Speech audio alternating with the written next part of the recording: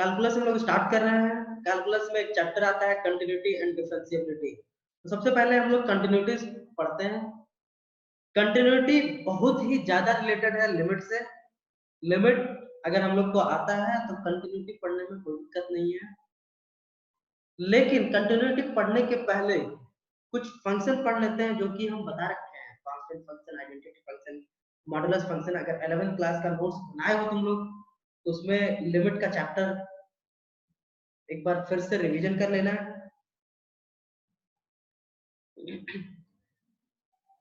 एक बार फिर से रिवीजन कर लेना। आज तो सिर्फ और सिर्फ हम लोग रिवीजन करेंगे, ठीक है। और किसी को कुछ दिक्कत हो तो पूछ लेना। हम आर एस अग्रवाल अभी फॉलो कर रहे हैं। R S Agarwal 11th-12th board के लिए बहुत ही बढ़िया है, इंपॉर्टेंट है,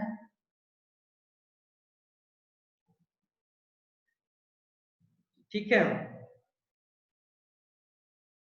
तो कुछ कुछ फंक्शन ये जो दिख रहा है तुम्हें, स्क्रीन जो शेयर किया हूँ, जो दिख रहा है तुम्हें, constant function, identity function, modulus function, ये सारा का सारा बता रखे हैं। लेकिन फिर भी एक बार हम रिवाइज करना चाहते हैं। और कुछ नहीं, किसी को दिक्कत? आवाज में किसी को दिक्कत? मेरा आवाज क्लियरली सुनाई दे रहा है?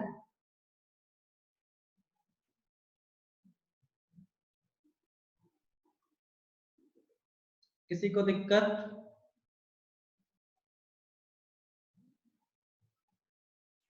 चलो बढ़िया,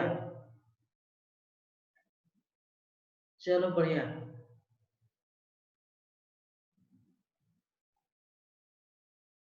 देखो, कांस्टेंट फंक्शन वह फंक्शन होता है जिसका वैल्यू x का कोई भी वैल्यू के लिए f(x) इक्वल टू कांस्टेंट होता है। जैसे y equal to 2, y equal to 5, x equal to 3, x equal to 4 is known as constant function.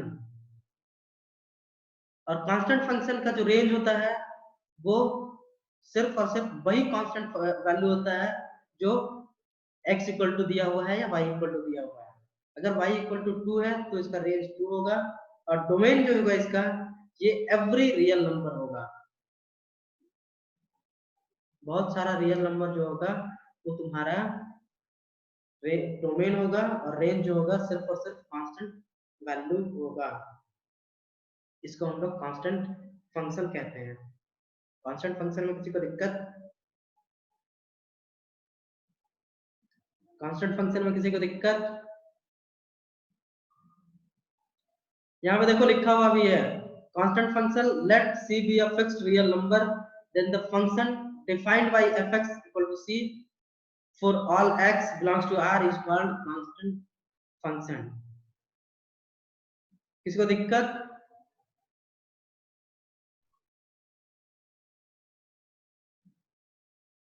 अब आते हैं हम लोग आइडेंटिटी फंक्शन। कुछ बताओ यार, कुछ बोलो।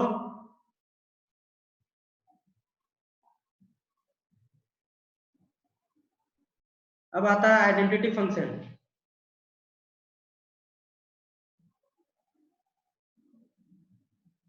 सबके सब सबको सुनाई दे रहा है बढ़िया से?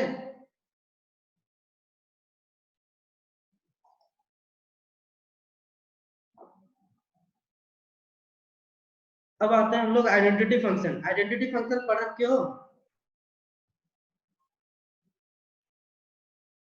आइडेंटिटी फंक्शन क्या होता है? The function defined by f(x) equal to x for all x belongs to r is called identity function.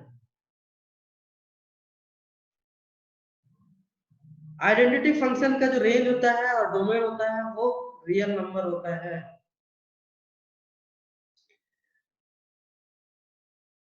Identity function क्या होता है? जैसे y बराबर x, क्या आइडेंटिटी फंक्शन है? y बराबर x प्लस 3 आइडेंटिटी फंक्शन है। ये सारा एग्जाम्पल है आइडेंटिटी फंक्शन का, ठीक है। किसी को दिक्कत इसमें? आइडेंटिटी फंक्शन में किसी को दिक्कत? Constant function x equal to 5 is constant function, y equal to 5 is also a constant function. Identity function y equal to x is identity function, y equal to x plus 3 is identity function, y equal to x plus 5 is identity function. Identity function का range और domain दोनों real number होता है, और constant function का domain जो होता है वो रियल नंबर होता है, लेकिन हाँ सन्नी कुमार क्या हुआ?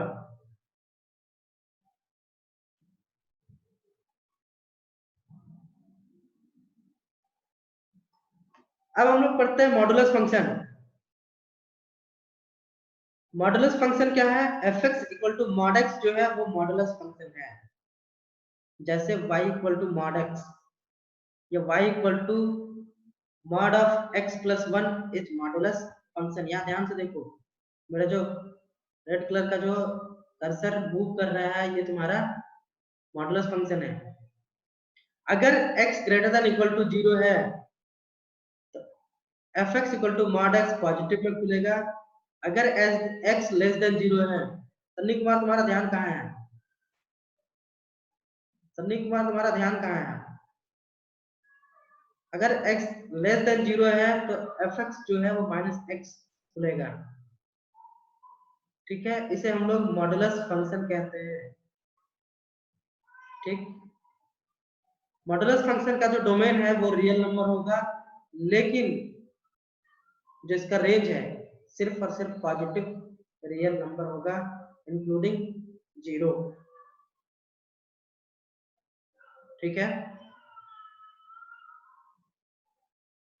ठीक है,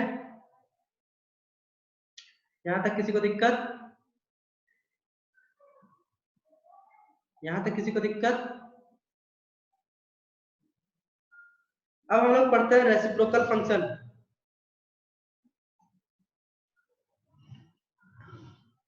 रेसिप्रोकल फंक्शन क्या होता है?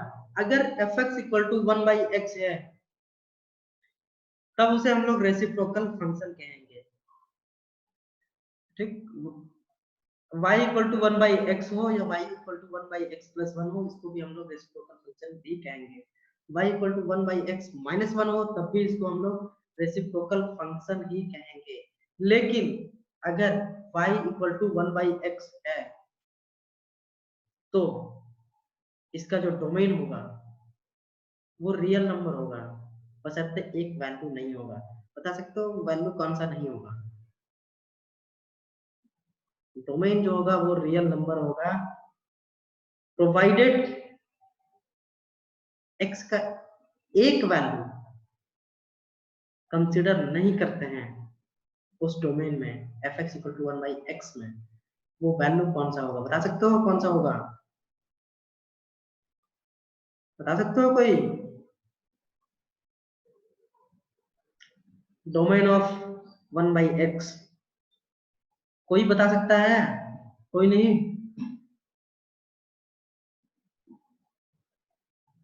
कोई नहीं? x का डोमेन रियल नंबर होगा एक्सेप्ट जीरो। जीरो का वैल्यू नहीं होगा उसमें।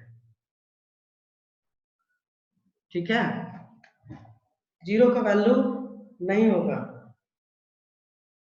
और इसका रेंज भी जो होगा वो रियल नंबर होगा एक्सेप्ट जीरो।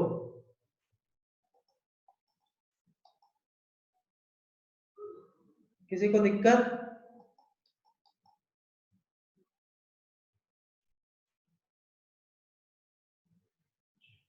अब पढ़ते हैं हम लोग सिग्नल फंक्शन। ये सारा फंक्शन हम लोग 11th में पढ़ चुके हैं। 11th का जो क्लास बहुत अच्छे से किए हो उसके लिए ये नया नहीं दिख रहा होगा, ये सारा चीज 11th क्लास में था। अब हम लोग पढ़ते हैं सिग्नल फंक्शन। सिग्नल फंक्शन क्या है? सिग्नल फंक्शन ध्यान से तो देखो, the function is defined by f(x) equal to mod x by x।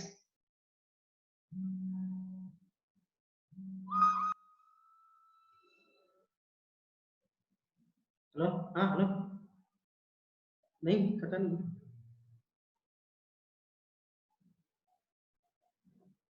Edit तो है।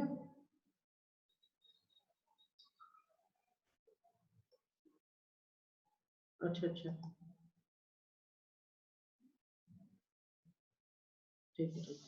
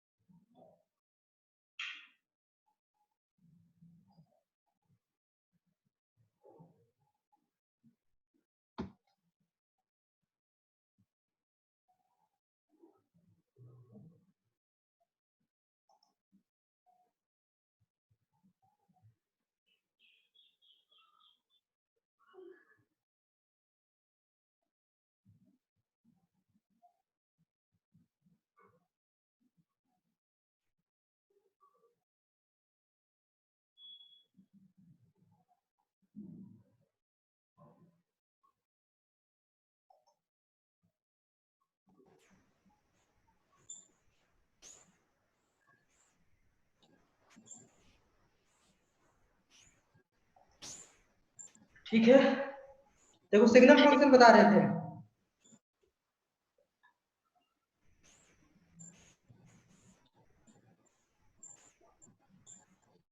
सिग्नम फंक्शन बता रहे थे। सिग्नम फंक्शन वह फंक्शन होता है अगर f(x) equal to mod x by x है और x का वैल्यू, और ये वैल्यू तब होगा जब x is not equal to 0, और f(x) इक्वल टू 0 होगा जब x 0 होगा।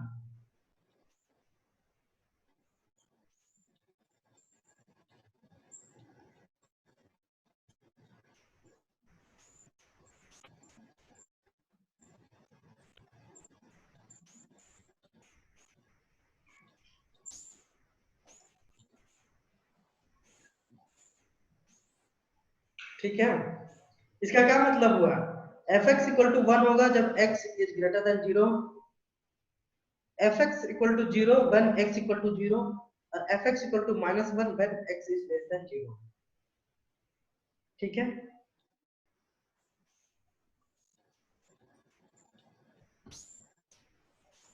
फिर से बता रहे हैं सिग्नम फंक्शन के बारे में।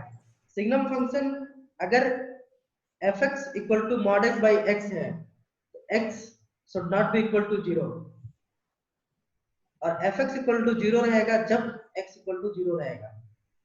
सबको सुनाई दे रहा है बढ़िया से? बढ़िया से सुनाई दे रहा है सबको, किसी को कोई दिक्कत?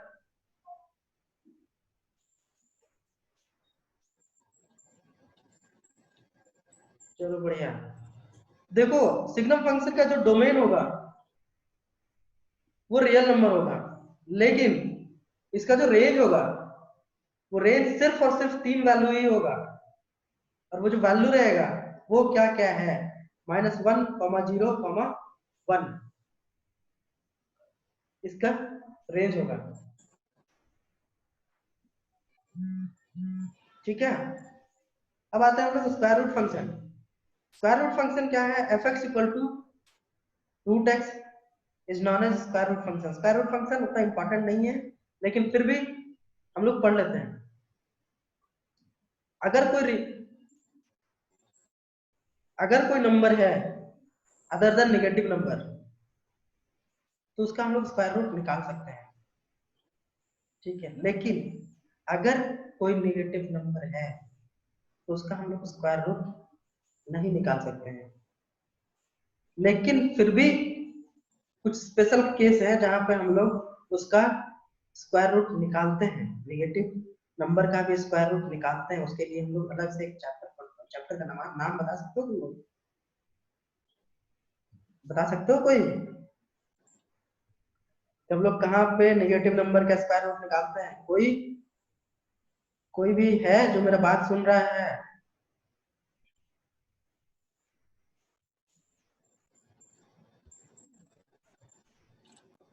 हाँ बोलो, कौन सा है? बताओ, स्क्वायर रूट का, नेगेटिव नंबर का स्क्वायर रूट कौन से चैप्टर में निकालते हैं हम लोग? कोई नहीं? कॉम्प्लेक्स नंबर, बढ़िया, टिकेश्वर महतो, बहुत ही बढ़िया। बस एक ही लो, एक ही हो सिर्फ?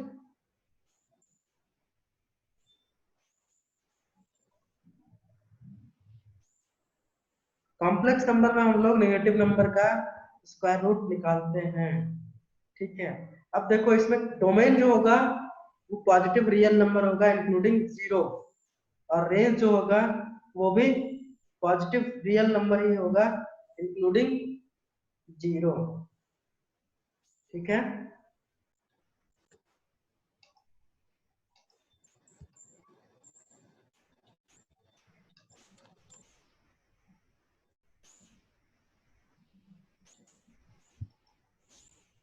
ठीक।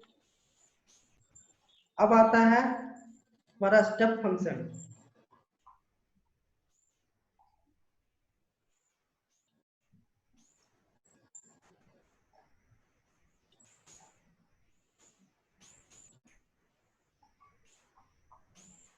स्टेप फंक्शन पढ़ते हैं हम लोग। स्टेप फंक्शन क्या होता है? स्टेप फंक्शन या फिर greatest integer function, step function और ग्रेटेस्ट इंटीजर फंक्शन हम बता चुके हैं 11th क्लास में, उसको बहुत अच्छे से बताए थे। कोई भी x है जो रियल नंबर को बिलोंग करता है, तो जो ग्रेटेस्ट इंटीजर फंक्शन होता है वो greatest integer not exceeding x। अगर x इक्वल टू 2.01 है तो ग्रेटेस्ट इंटीजर वैल्यू कितना होगा, ये बताएं 11th क्लास में बढ़िया से बताएं, कितना होगा बताओ जल्दी। टिकेश्वर महतो बताओ जल्दी। अगर x इक्वल टू 2.01 है तो ग्रेटेस्ट इंटीजर कितना होगा?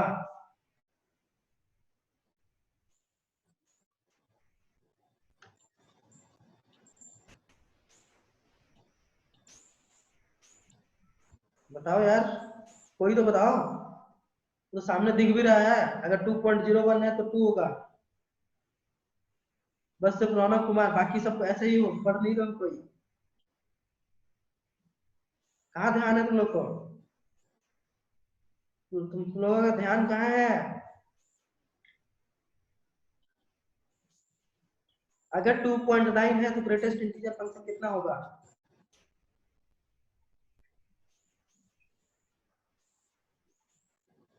अगर x इक्वल टू 2.9 है तो ग्रेटेस्ट इंटीजर फंक्शन, बहुत ही बढ़िया रौनक कुमार।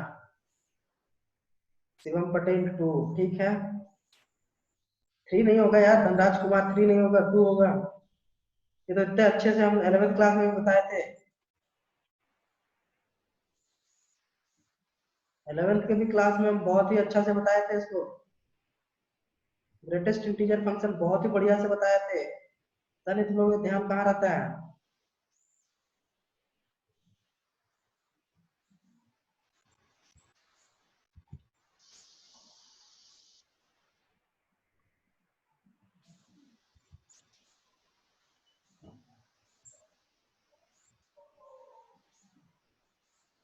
बढ़िया। अगर x इक्वल टू 3.99 रहेगा तो fx का वैल्यू कितना होगा, that is greatest integer function का वैल्यू कितना होगा?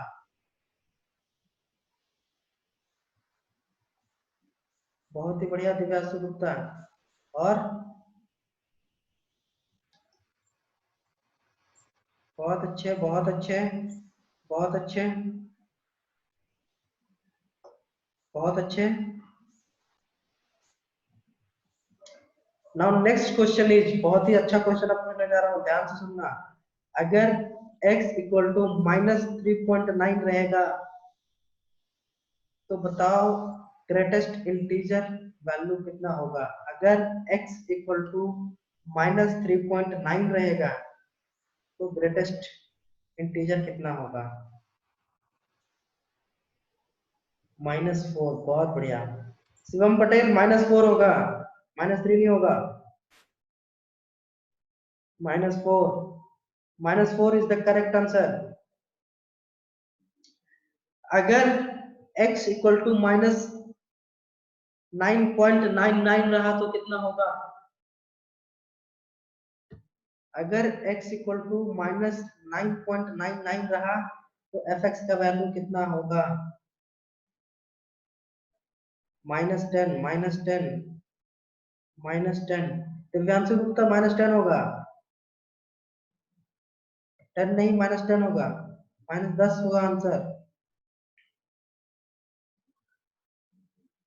बहुत बढ़िया, बहुत बढ़िया, बहुत बढ़िया। ठीक है,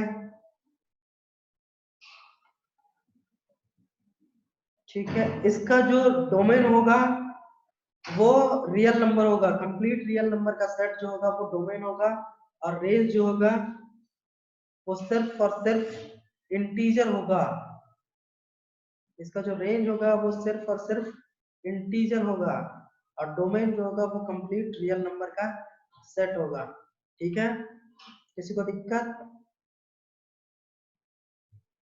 अब हम लोग पढ़ते हैं smallest integer function. Smallest integer function को हम लोग सीलिंग फंक्शन भी कहते हैं, ठीक है। और जो स्मॉलेस्ट इंटीजर फंक्शन होता है वो ग्रेटेस्ट इंटीजर फंक्शन का उल्टा होता है। वहां पे अगर x का वैल्यू 2.9 लिए थे और fx का वैल्यू 2 आ रहा था, तो यहाँ पे 3 आएगा। ठीक है।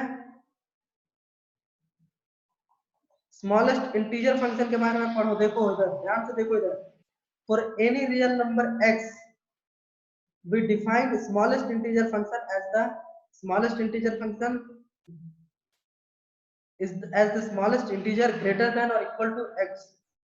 That means अगर x का वैल्यू 6.3 है तो उसका जो स्मॉलेस्ट इंटीजर फंक्शन है वो 7 होगा। अगर x का वैल्यू 7.01 है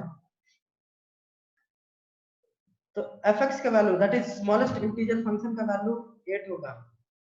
अगर जस्ट उल्टा हो रहा है, उसके जो हम लोग ग्रेटेस्ट इंटीजर फंक्शन में पढ़े थे उसका just reverse smallest integer function में पढ़ना है। अगर x का वैल्यू -6.1 है तो उसका स्मॉलेस्ट इंटीजर फंक्शन जो है वो होगा -6। अब एक क्वेश्चन पूछ रहे हैं हम, अगर x का वैल्यू -6.99 है तो स्मॉलेस्ट इंटीजर फंक्शन का वैल्यू कितना होगा, जल्दी से बताओ। अगर x इक्वल टू -6.99 है तो स्मॉलेस्ट इंटीजर फंक्शन का वैल्यू बताओ कितना होगा।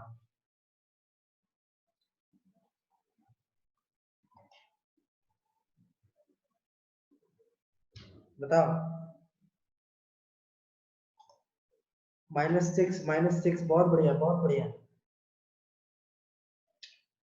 और अगर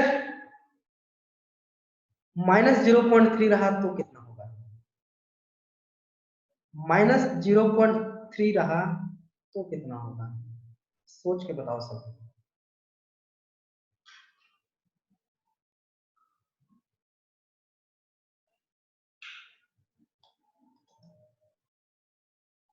जीरो।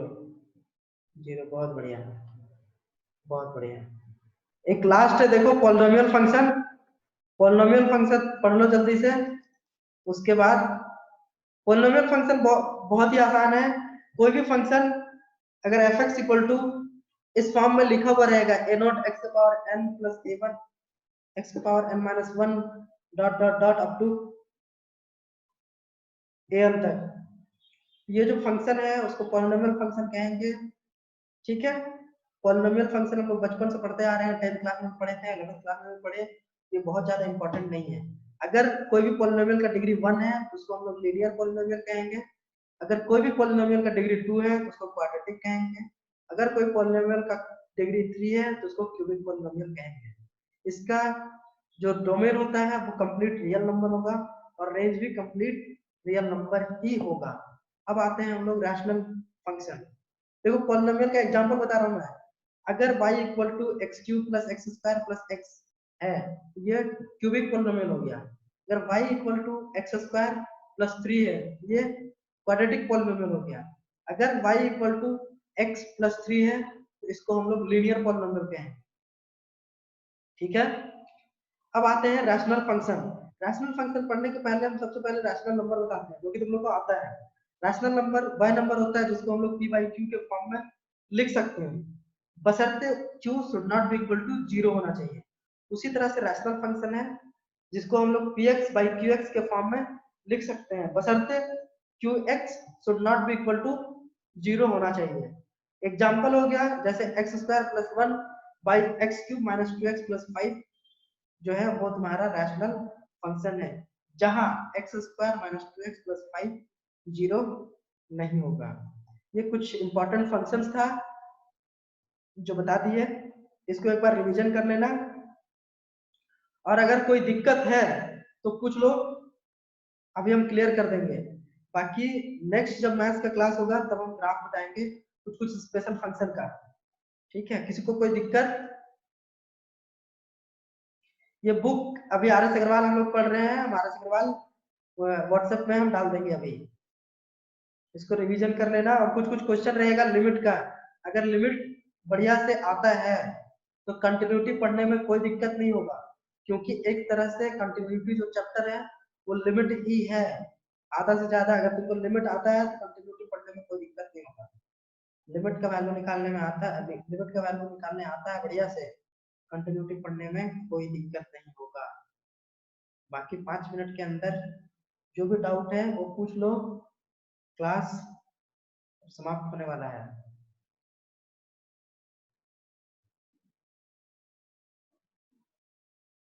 किसी को कुछ पूछना है? कुछ रिप्लाई करो, कुछ बोलो। किसी को कुछ पूछना है? किसी को कुछ पूछना है?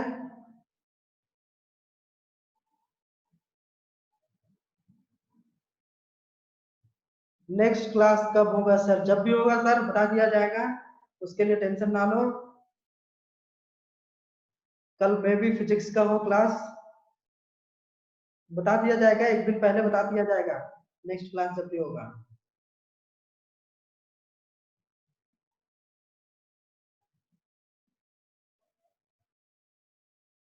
चलो ठीक है फिर।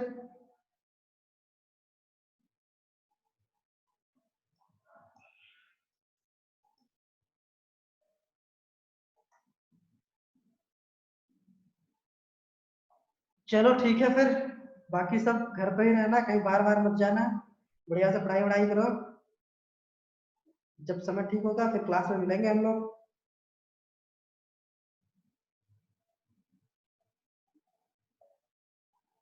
ठीक है फिर।